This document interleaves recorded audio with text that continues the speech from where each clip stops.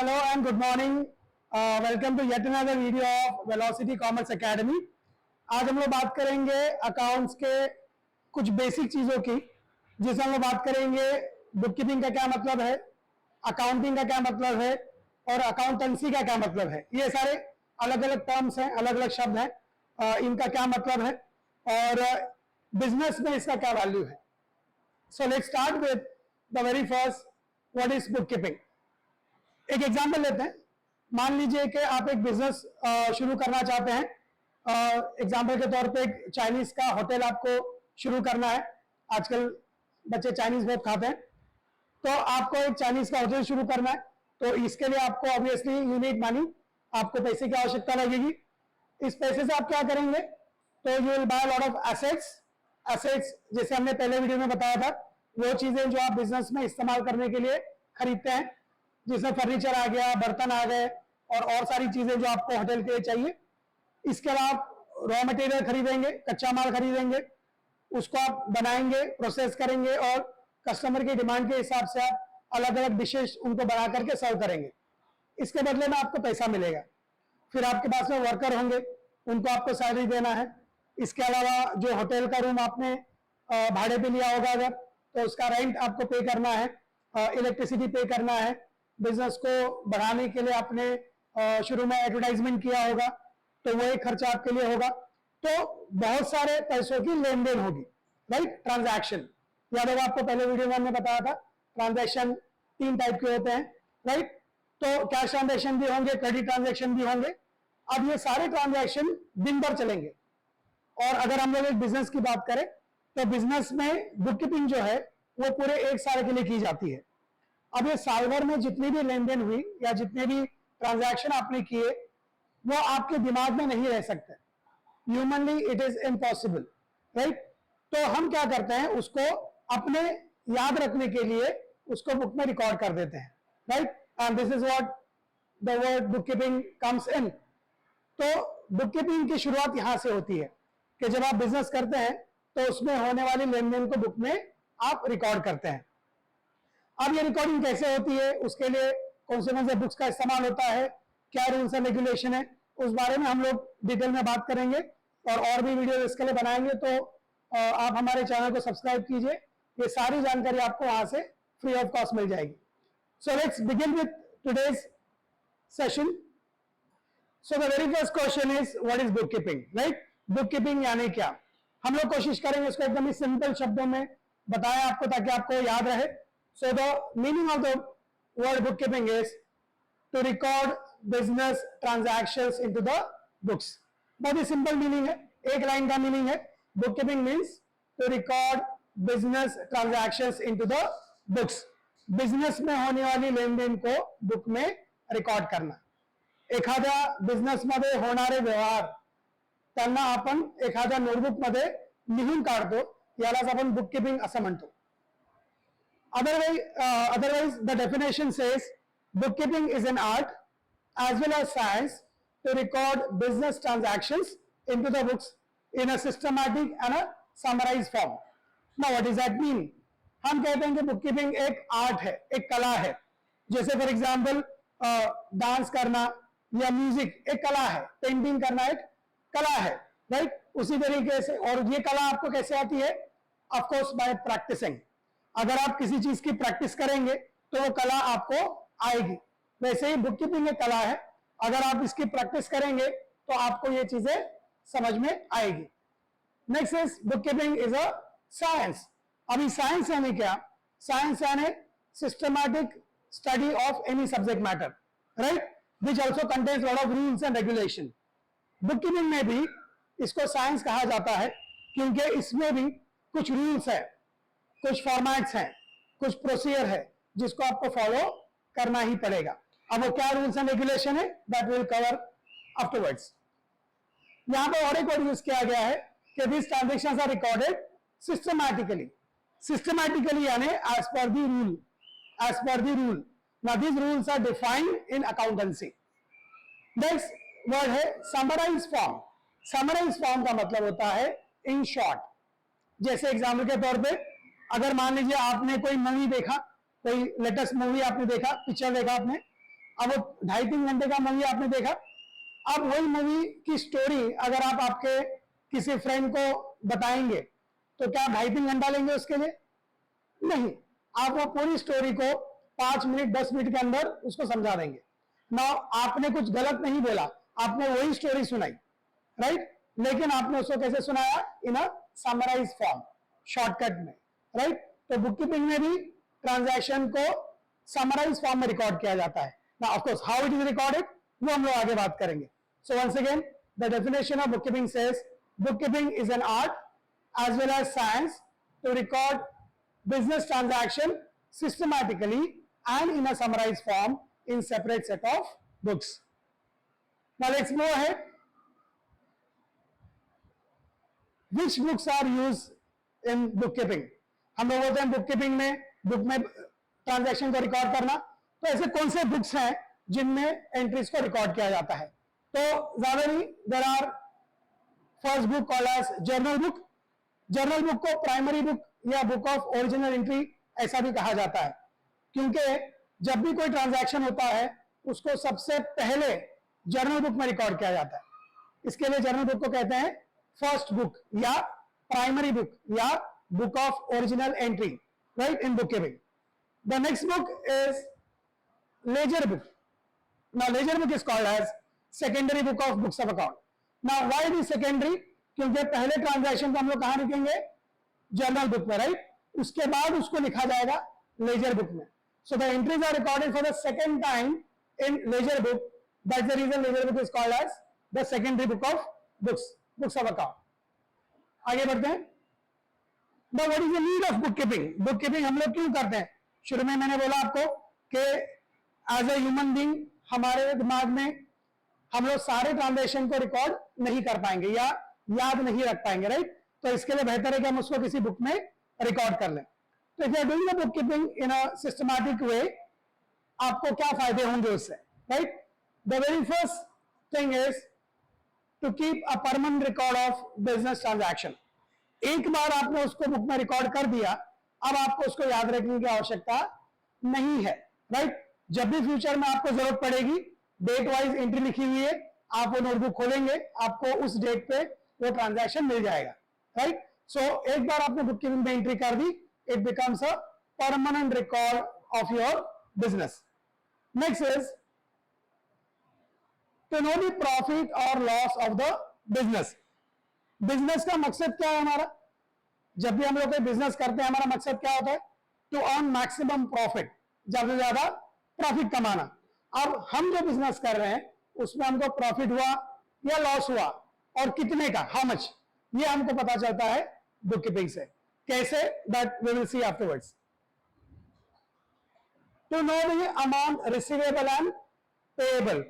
हमने उधारी पे किसी को माल बेचा होगा, if you remember the credit transaction, हमने उधारी पे माल बेचा तो हमको कस्टमर से पैसा मिलने का बाकी है, कॉल्ड एज अमाउंट रिसीवेबल।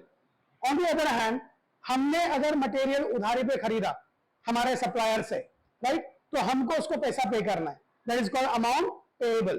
तो from book keeping you get to know the amount receivable and payable. Next is, अगर आपका बिजनेस अच्छा कर रहा है, अच्छा चल रहा है, तो obviously the workers will demand good salaries. तो आपको उनको अच्छी सैलरी देना है, साथ साथ में उनको आपको बोनस भी देना है। So all this depend on whether you are earning profit और नॉट। और ये आपको कौन बताता है? That you get to know from book keeping, right. What else? Of course to pay taxes to the government, right. इतना सब जो इंफ्रास्ट्रक्चर अपने देश में है, ये सब बनाने का काम गवर्नमेंट करती है। तो एज ए सिटीजन हमारी ड्यूटी है कि we have to pay taxes to the government sincerely. तो कितना टैक्स गवर्नमेंट को देना है, ये भी आपको पता चलता है from book keeping. Next, it is use as evidence in the court of law. कभी अगर कोई डिस्प्यूट हो जाए, अगर आपके कस्टमर से या सप्लायर से अगर आपका कोई डिस्प्यूट या कोई झगड़ा हो जाए और अगर बात कोर्ट तक चली जाए, तो वहां पर भी आपका बुक कीपिंग जो है उसके रिकॉर्ड को एज अ एविडेंस माना जाएगा, एज अ प्रूफ माना जाएगा, right. So these are the things because of which we need book keeping, right. इसके अलावा और भी फायदे हैं, but these are the basic things because of which we do the book keeping. Let's move ahead.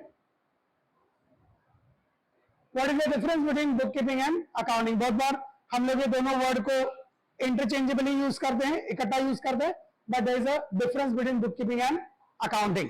Now basically as the definition says, where bookkeeping ends, accounting starts. जहां पर book keeping की procedure खत्म होती है, उसके आगे accounting की procedure शुरू होती है. मतलब क्या, वो थोड़ी देर में हम लोग एक्सप्लेन करेंगे. Next is what is accountancy. अब देखिए, बुक कीपिंग अलग वर्ड है, अकाउंटिंग अलग वर्ड है, और अकाउंटेंसी अलग वर्ड है, right? So accountancy is nothing but book keeping और अकाउंटिंग कैसे करें, उसके rules and regulation is called accountancy, right? So accountancy will tell you how to do bookkeeping and how to do accounting. So accountancy is nothing but a set of guidelines, rules and regulation that tells you how to do bookkeeping and accounting. Let's move ahead. Now अभी हमको ये बात याद रखनी है कि bookkeeping जो हम लोग करते हैं वो एक साल के लिए करते हैं. Bookkeeping is always done for 1 year. Say for example, साल शुरू हो रहा है 1 अप्रैल 2023 को, आप 12 महीना काउंट कीजिए, इट विल एंड ऑन 31 मार्च 2024. 23 का 24 हो गया, दैट डज नॉट मीन 2 साल हो गया. अगर आप काउंट करके देखेंगे, it is a period of 12 months. ये 12 महीने का पीरियड है, right? So that's how the business works. तो bookkeeping is started on 1 April and it goes up to 31 March. Now this 1 year is called as financial year, या इसी को और एक वर्ड है accounting year. तो अभी यहाँ पे एक इंपॉर्टेंट बात याद रखिए कि बिजनेस लगातार चलता है, बिजनेस गोस कंटिन्यूअसली, राइट? उसकी लाइफ को कोई लिमिट नहीं है, as we know it's a legal person.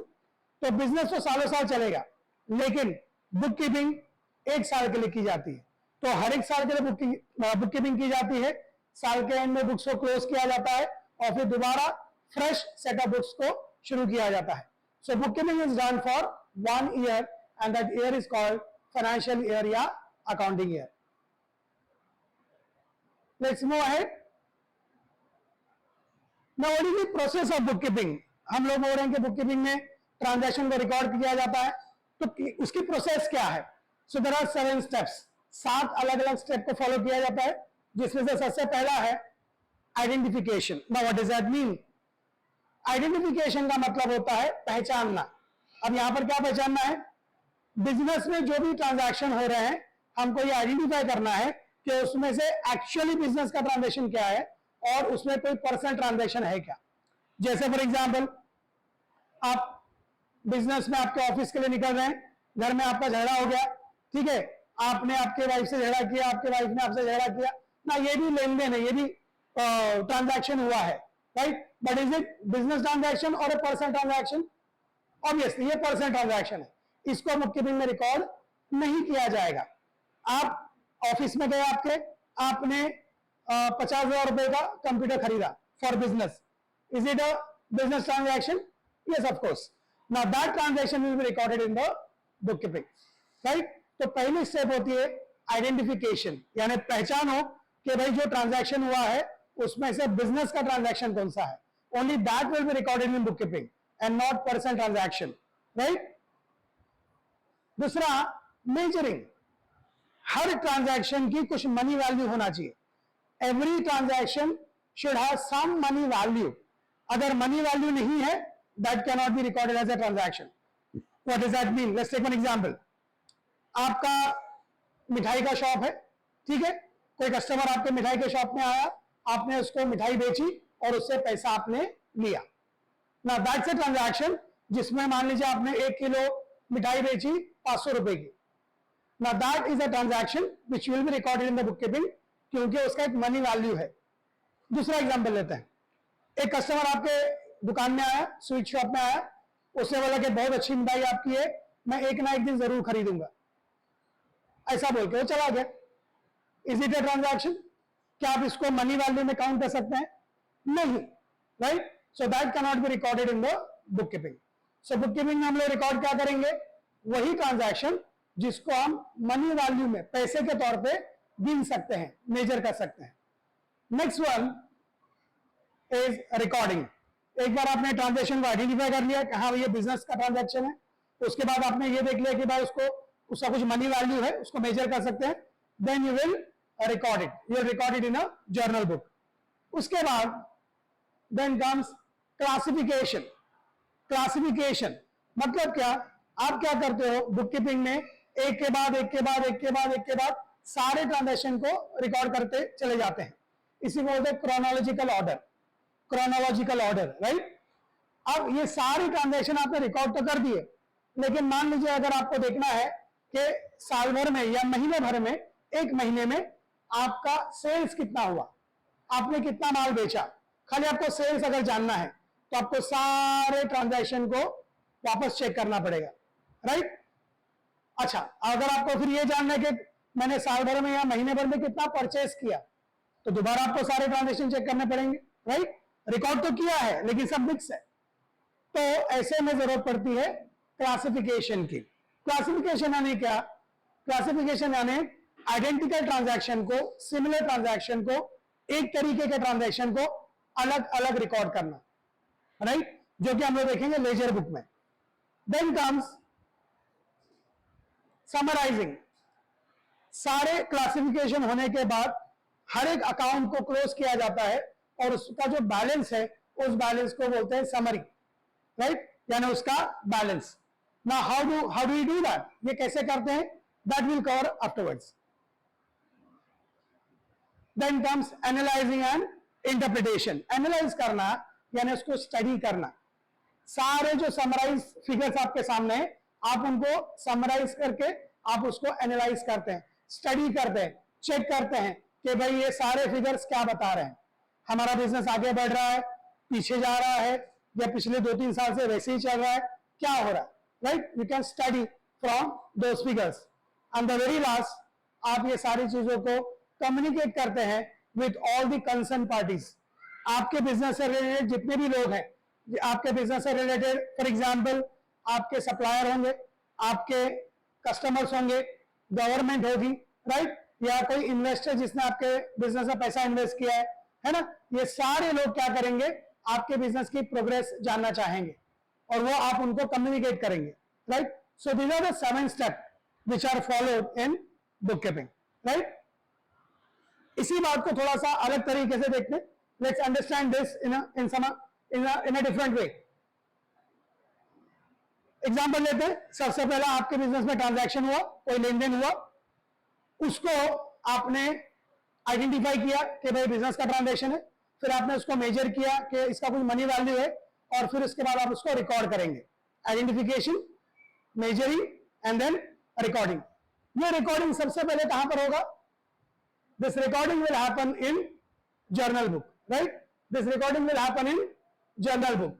तो जर्नल बुक में पहला आइडेंटिफिकेशन हुआ, मेजरिंग हुआ, और उसके बाद उसको आपने रिकॉर्ड किया, कहां पर, जर्नल बुक में, राइट। मैंने आपको बताया था कि जर्नल बुक को प्राइमरी बुक बोलते हैं क्योंकि ट्रांजैक्शन को सबसे पहला उस बुक में रिकॉर्ड किया जाता है। रिकॉर्डिंग हो गई, उसके बाद आप वो सारे ट्रांजैक्शन को क्लासिफाई करेंगे अलग अलग अकाउंट्स में, राइट, और वो आप रिकॉर्ड करेंगे किस बुक में, लेजर बुक में। तो जर्नल बुक में रिकॉर्डिंग हो गई, लेकिन फिर आपने क्या किया, उस डेटा को क्लासिफाई किया अलग अलग हेडिंग्स में, जिसको बोलते हैं अकाउंट्स, राइट, और वो हम लोग रिकॉर्ड करते हैं लेजर बुक में।